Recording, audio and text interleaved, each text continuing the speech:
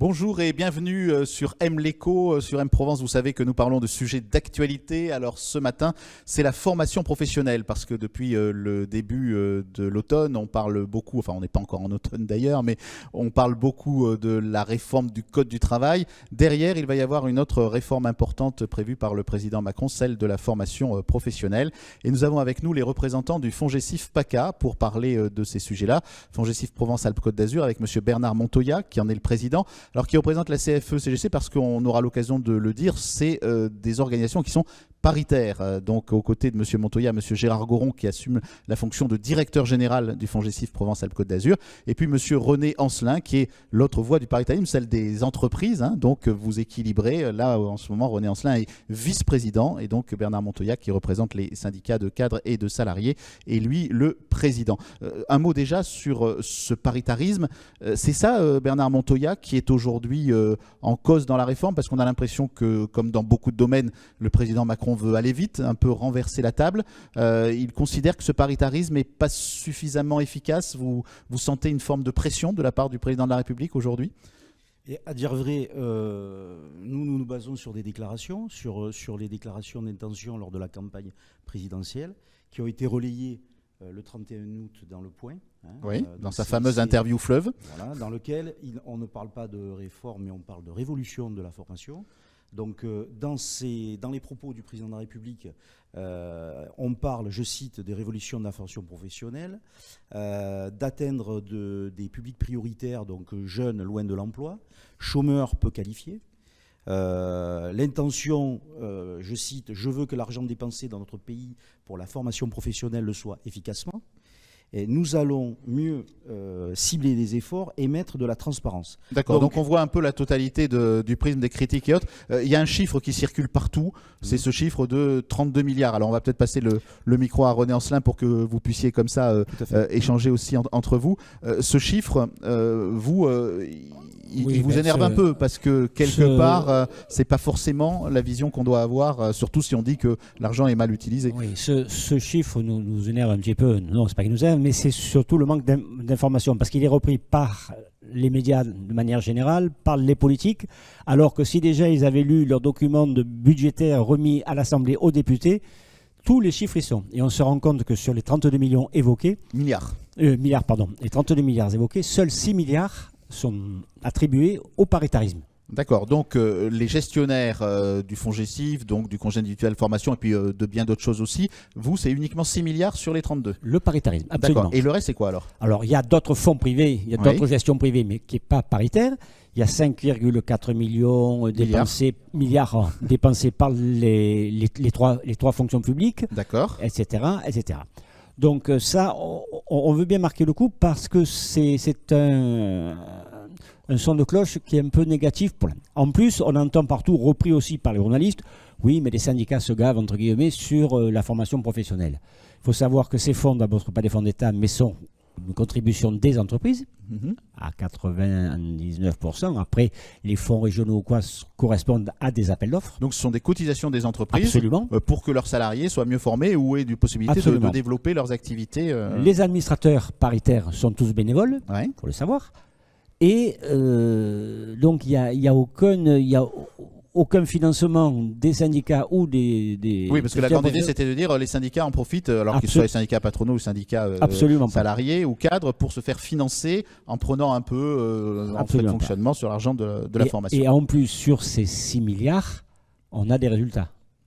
On en parlera peut-être après. Bien et sûr. On correspond vraiment à ce qu'on entend pour ce que veut le président de la République en matière de formation professionnelle. Alors Gérard Goron, vous êtes le directeur du FONGECIF Provence-Alpes-Côte d'Azur. On a surtout l'impression que tout ça, c'est extrêmement compliqué. Donc comment est-ce qu'on peut s'y retrouver ? Parce qu'en dehors des 32 milliards, il y a une autre idée qui court toujours, c'est que ça va plutôt aux gens qui sont dans l'entreprise, qui ont déjà une situation assez assise et qui peuvent se former, plutôt qu'à ceux qui en auraient le plus besoin, c'est-à-dire les gens qui sont éloignés de l'activité. C'est aussi une critique qu'on entend. Oui, c'est une critique qu'on entend. Alors, c'est pas faux. En même temps, il faut rétablir une certaine vérité. Sur les 6 milliards dont on parlait à l'instant, gérés par les partenaires sociaux, 1 milliard d'euros sont consacrés sur l'ensemble du territoire au congé individuel de formation, qui permet aussi de financer le bilan de compétences, la VAE, je ne rentre pas dans les détails. Alors, il faut savoir que les fonds GESIF, qui gèrent ce milliard d'euros, l'utilisent plutôt bien, puisque ça permet chaque année à 30 000 personnes de pouvoir être financées dans le cadre du congé individuel de formation. Qu'est-ce que ça veut dire ? Ça veut dire qu'un salarié ou un demandeur d'emploi, dans certains cas, qui a un peu de CDD derrière lui, un salarié peut demander un congé à son employeur pour se former sur une formation de son choix. Donc on est bien dans l'individualisation. Le fonds GESIF va accompagner le projet va accompagner le salarié pour l'aider à construire son projet, pour éviter qu'il se fourvoie dans une mauvaise voie, etc. Et surtout jouer un rôle d'intermédiation avec l'organisme de formation pour éviter qu'il se fasse offrir, entre guillemets, des formations un petit peu clés en main. D'accord. Alors que l'on recherche qui ne lui conviennent pas forcément parfaitement. Qui ne lui conviennent pas forcément. On va prendre l'exemple d'une secrétaire médicale, par exemple, qui a 20 ans d'ancienneté professionnelle et qui, parce que c'est son passe-temps, s'est intéressé un peu au web et veut devenir webmaster, qui est un métier comme un autre, qui est plutôt un métier d'avenir, même si il faut considérer les choses autour. Et ben, le fonds GESIF va lui permettre de clarifier ce projet, peut-être de lui élargir un peu les perspectives, parce que souvent les gens voient un peu trop en dessous de ce qu'ils sont capables de faire, et le fonds GESIF va permettre de financer une formation pour qu'elle acquiert les compétences pour devenir webmaster et évoluer sur le marché du travail. Alors justement, Bernard Montoya, ce que vous répondez en quelque sorte au président de la République, c'est que cette intermédiation, elle est nécessaire, parce que sinon, je reprends l'expression de Gérard Goron, il y a le risque que les gens se fourvoient dans de mauvaises directions. Et on n'est pas là quand même pour dire à des gens, vous pouvez vous reconvertir dans n'importe quoi, c'est facile, sous prétexte que quelqu'un aurait une formation à leur vendre. Tout à fait. En fait, ce que nous venons expliquer et que nous allons expliquer dans les jours à venir dans tous les médias, c'est que le fonds GESIF PACA a une expérience de terrain, parce que nous, on ne parle pas de plateau télé sur Paris avec des expertises de gens qui ont fait l'ESSEC, l'ENA, Polytechnique, et qui ont une vision du travail très parisienne. Voilà. Il n'y a rien contre les Parisiens, mais leur vision de là-haut n'est pas la vision de terrain que nous avons nous. Vous êtes Vauclusien, hein, voilà. Vauclusien et de Provence-Alpes-Côte d'Azur. Bien sûr. Puisque le fonds GESIF, c'est PACA, c'est 6 départements. On est bien d'accord. Voilà. Donc ce qu'on répond, nous, à ça, c'est quoi ? C'est que nous, on a une expérience. L'expérience, c'est une expérience de terrain avec le traitement de l'humain. Le directeur général vous a cité ce cas-là. Je peux vous citer un autre cas. Le cas d'un cadre qui est chef de projet dans une multinationale ingénieur informatique qui, grâce au fonds GESIF, sur une formation d'1 an, a bénéficié d'un CAP, de formation de CAP plombier chauffagiste, et qui aujourd'hui a monté son entreprise. Il est artisan et il a eu une volonté de réorientation. Si cette personne n'avait pas eu le conseil auprès du fonds GESIF, n'avait pas bénéficié de ces conseils-là, qu'est-ce qu'il aurait fait ? Il se serait demandé, je suis ingénieur informatique, qu'est-ce que je vais faire ? Comment je passe de ma position sociale aujourd'hui, dont je ne suis pas satisfait, à peut-être un emploi qui va me satisfaire. Donc en fait, on vient expliquer tout ça. Alors justement, René Ancelin, puisque vous représentez vous le monde patronal, on voit bien que le fonds GESIF, il est basé sur vos cotisations, hein, vous l'avez bien dit, il y a des appels à projets de la région, peut-être de l'Europe, etc., mais c'est épiphénoménal. Quand même, il y a toujours une question sur ce congé formation vu du côté de l'entreprise. En fait, vous financez un dispositif dans lequel l'entreprise risque de perdre son salarié parce qu'il va faire autre chose. Donc pourquoi est-ce que vous financez des dispositifs de ce type-là ? Ça remonte à l'origine de la loi, c'était le DIF, le droit individuel à la formation, mais je crois qu'il ne faut pas le voir que de manière négative pour l'entreprise. Parce qu'il y a certes les changements de profession. Oui. Un salarié qui veut changer de profession peut penser qu'il n'est plus très motivé dans la sienne. On est bien d'accord. Donc pour l'entrepreneur, même l'accompagner dans ce choix, ce n'est pas idiot. D'accord. Okay. En plus, son poste va se libérer, donc on va embaucher. Donc ça résout partiellement bien sûr. Le problème du chômage. Et je crois que c'est pour l'épanouissement du salarié. Je crois qu'il ne faut pas présenter l'employeur comme le méchant, vilain employeur qui veut... Non, mais c'était la question, parce qu'on peut avoir cette vision-là. Voilà. Pas par rapport à vous, mais par rapport à la vision globale. Donc je crois que c'est une harmonie. Parce qu'il n'y a pas que ça, il y a aussi des évolutions au sein de l'entreprise. Bien sûr. Pour les petites entreprises, avec une formation supplémentaire, passer un bac plus 2, un bac plus 1 en un an, ça peut permettre après d'avoir un salarié qui a acquis des compétences supplémentaires, donc de le valoriser. Donc je crois qu'il faut le voir de manière globale. Et donc ça veut dire que finalement, avec ce dispositif du FONGECIF, Gérard Goron, on est au centre de l'idée générale qu'on a tous maintenant, qui est de dire qu'il faut sécuriser non pas l'emploi, mais la personne. Ce que vous cherchez, c'est la valorisation de la personne. Il faut sécuriser les parcours et surtout rester très proche des projets, des personnes, ce qui n'est pas simple. C'est-à-dire qu'il ne faut pas être dans la prescription.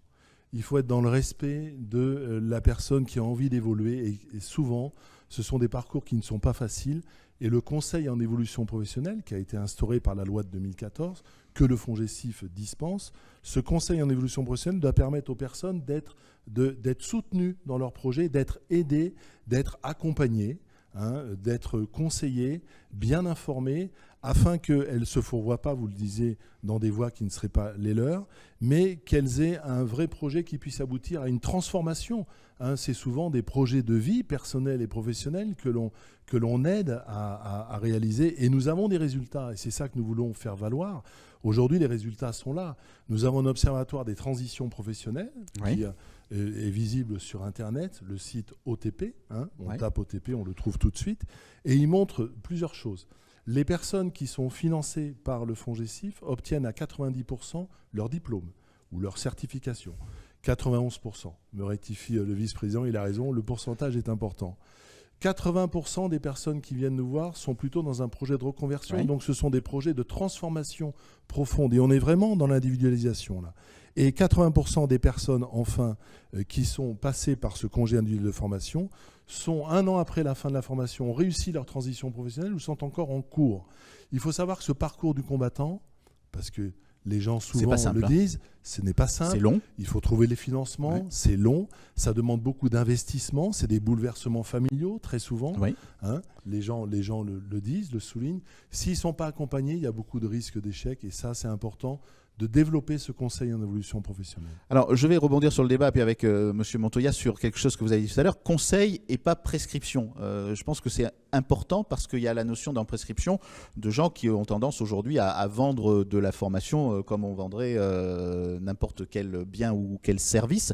Vous connaissez particulièrement bien les organismes de formation parce que vous travaillez avec eux. Et il y a aussi un débat dans la révolution que promet le président Macron autour de la formation de dire qu'il faudrait peut-être qu'il y ait un peu moins d'organismes de formation parce qu'il y en a beaucoup. Alors comment est-ce que vous vous positionnez vous dans ce débat puisque vous les connaissez bien ces organismes? Oui, aujourd'hui il y a 80 000 organismes de formation. Donc, ça c'est pour la France. C'est pour la France, oui. On parle pour la France. Donc effectivement, on peut considérer qu'il y en a beaucoup.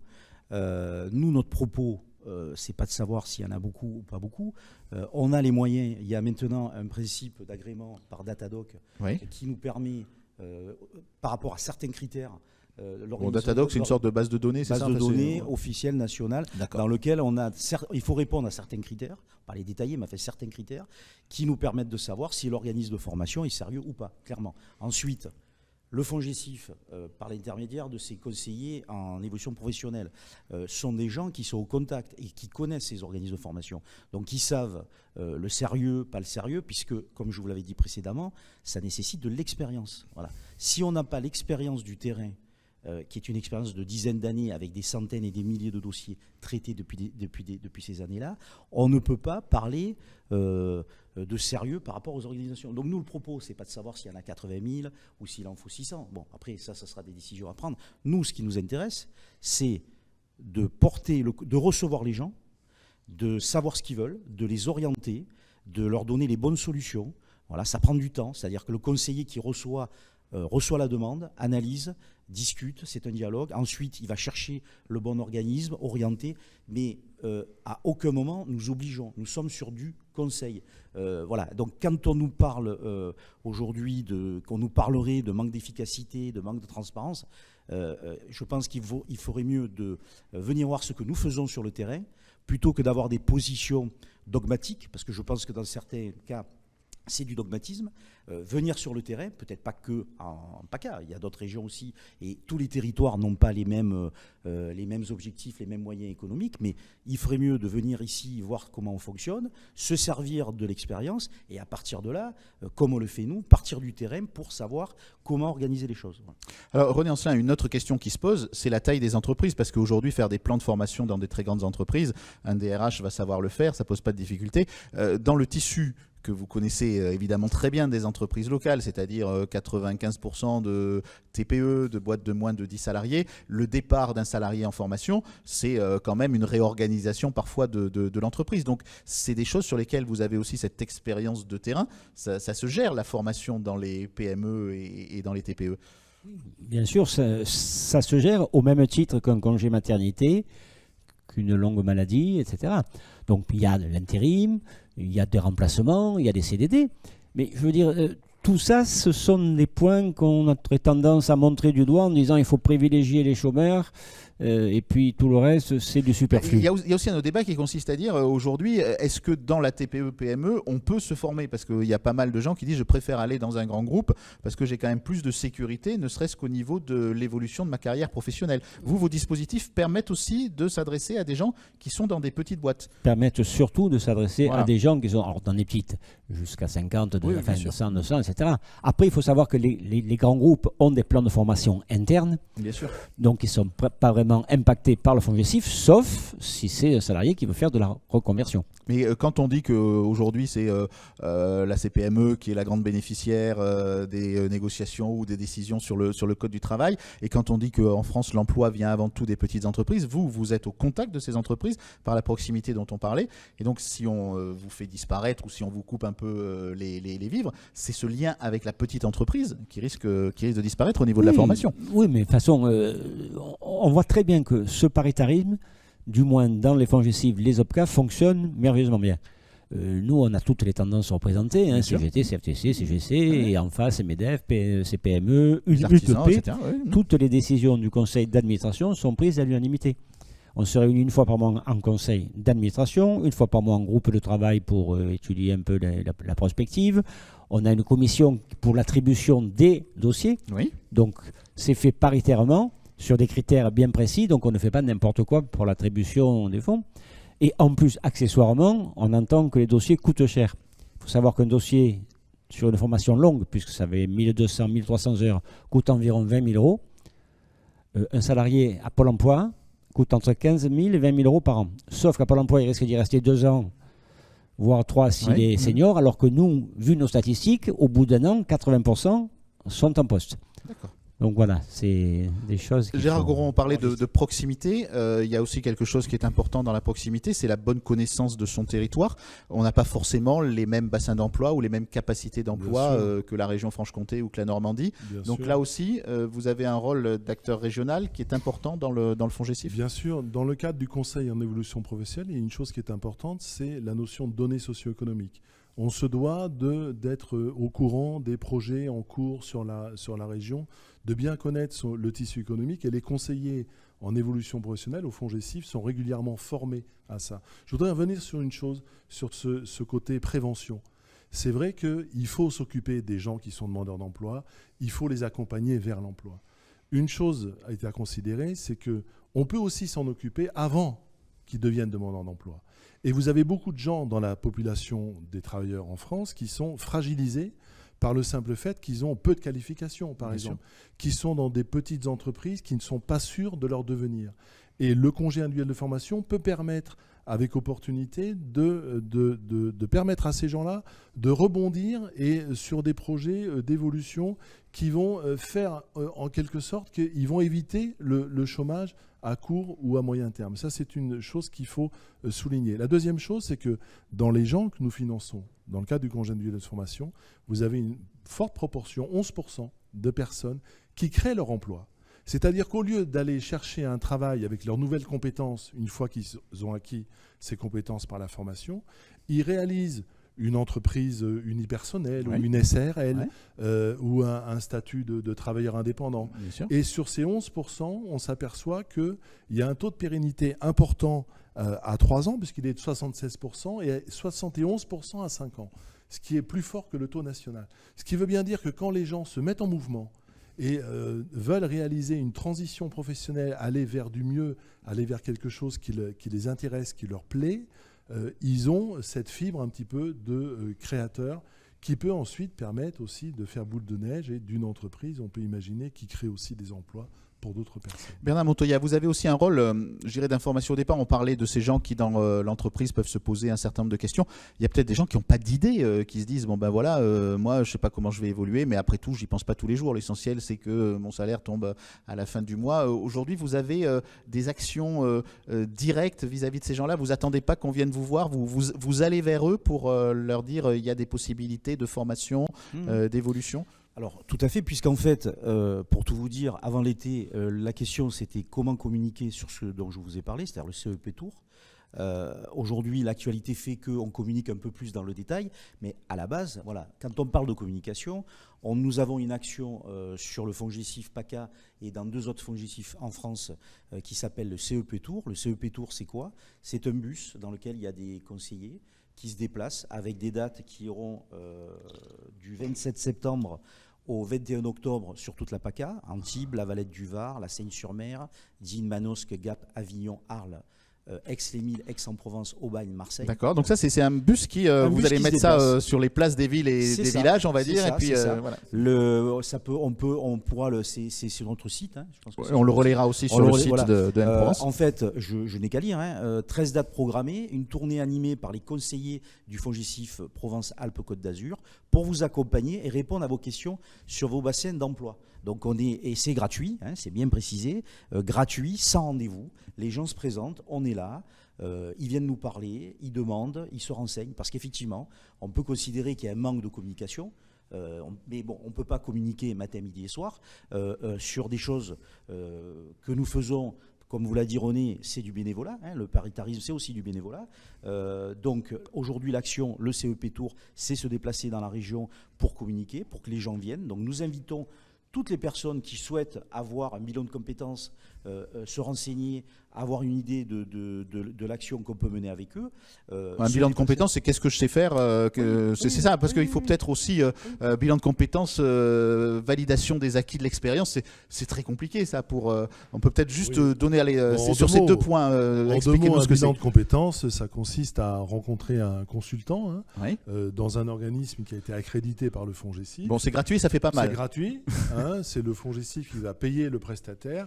Et pendant quelques séances, on va pouvoir interroger son passé professionnel, faire ressortir les compétences que l'on a déjà acquises et, dans le cadre du travail d'un projet, regarder les compétences qui manquent et se diriger, par exemple, vers une formation. Et la validation des acquis de l'expérience, c'est je n'ai pas forcément de diplôme, mais je sais faire un certain nombre de choses. C'est l'expérience, vos diplômes, pour être très court. C'est-à-dire qu'on peut faire valoir son expérience professionnelle. Vous comprenez, quand on a été 20 ans, je reprends l'exemple de secrétaire médical, on a forcément acquis des compétences. Et plutôt que de faire une formation très longue pour aller vers un diplôme, on peut faire valoir ses compétences pour avoir une réduction de la durée de la formation, voire même, on peut, le cas se présente souvent, acquérir l'ensemble du diplôme sans avoir même été dans un centre de formation. Parfait, alors on va terminer cet entretien avec René Ancelin. Je vais de nouveau vous provoquer un petit peu. Donc les 32 milliards, vous-même vous disiez 32 millions parce que ça paraît tellement phénoménal, 32 milliards. Derrière, il y a cette notion un peu de gaspillage. On dit qu'il y a beaucoup aussi de gens qui ne sont pas très présents dans la formation, il y a beaucoup d'absentéisme dans les formations. Aujourd'hui, s'il y avait un message à faire passer sur ce domaine de la formation, alors pour le FONGECIF, voire pour d'autres, c'est lequel? C'est sauvons le paritarisme parce que c'est de la proximité, c'est de la connaissance du terrain? Oui, d'une part, ça c'est une évidence. Ensuite, privilégions, comme a l'air de le vouloir le gouvernement, l'individualisation et la sécurisation. Et parce qu'on se rend compte, sans leur jeter la pierre, Pôle emploi oriente les chômeurs vers les métiers en tension, sans pour autant au préalable avoir fait l'étude. C'est la personne. Les métiers en tension, c'est les métiers dans lesquels il semblerait qu'il y ait des emplois. Il y a de la demande, mais pas tout le monde. Donc hôtel et restauration, on va dire par exemple. Pas tout le monde est fait pour ces métiers. Donc l'individualisation, parce qu'on voit qu'on ne se trompe pas. La sécurisation du parcours. Le référencement des organismes de formation. Parce que ça, c'est une mission qui a été dévolue, entre autres, au FONGECIF.